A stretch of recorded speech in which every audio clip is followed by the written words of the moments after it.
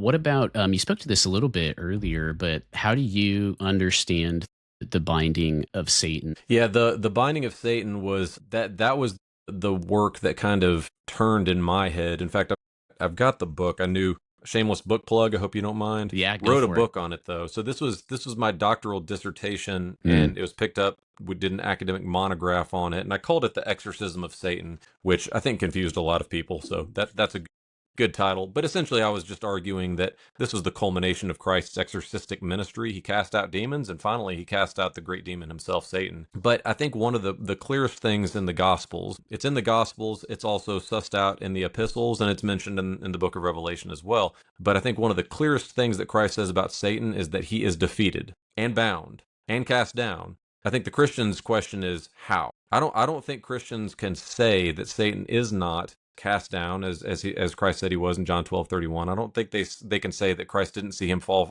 from heaven as lightning, as he says in Luke 10, somewhere around 18, I think it is. We can't argue with those things. I think Christians have to reckon with in what way is Satan restrained, because Christ Yeah. says he was. And one of the most compelling passages that I think points you toward a more optimistic view of Satan's binding is it's called the Beelzebul controversy, or the strong man passage. This is where Christ in all three synoptic gospels, so you get like a little take from Matthew, Mark, and Luke, and Christ talks about the way in which he has bound the strong man of this world. This is what I was aiming at earlier when I said things have drastically changed. Yeah. Satan had been given authority in this world such that Christ described him as a strong man living in a house. He was a strong man running around doing what he wanted to in the house. Christ said that he, Christ, came to restrain that strong man. He bound him. That word he uses for bound is deo. It's the same word he uses in the book of Revelation, chapter 20. He says he bound that strong man. And here's where I think gives you some optimism. He didn't bind him to leave everything as it was. He said, I bound him so that I could plunder his goods and set the house aright.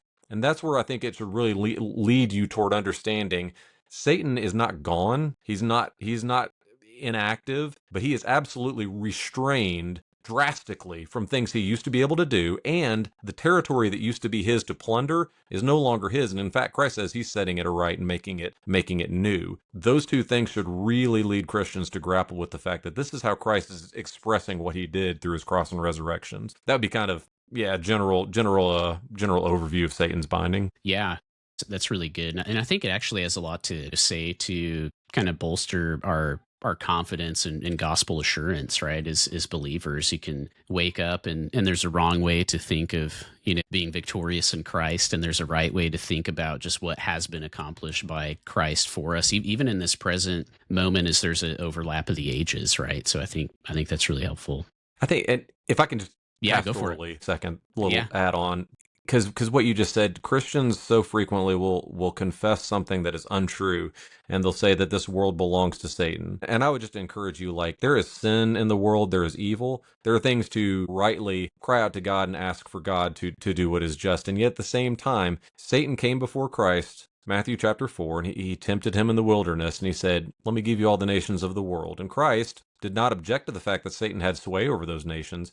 Christ simply said, this is not your time. This is not your time, nor is it your place to give me those nations. And then Christ came and said, all authority in heaven and on earth, it's been given to me. Now you, church, go and disciple those nations. In other words, those nations belong to Christ. The world belongs to Christ, and you've been commissioned in his stead. So just as a Christian admonishing others, like, we can't believe the lie that this world belongs to the one whom Christ said he came to bind, restrain, and plunder. Christ has victory in this world, and we need to walk in that victory, even in Yeah. times of darkness. Yeah. Good.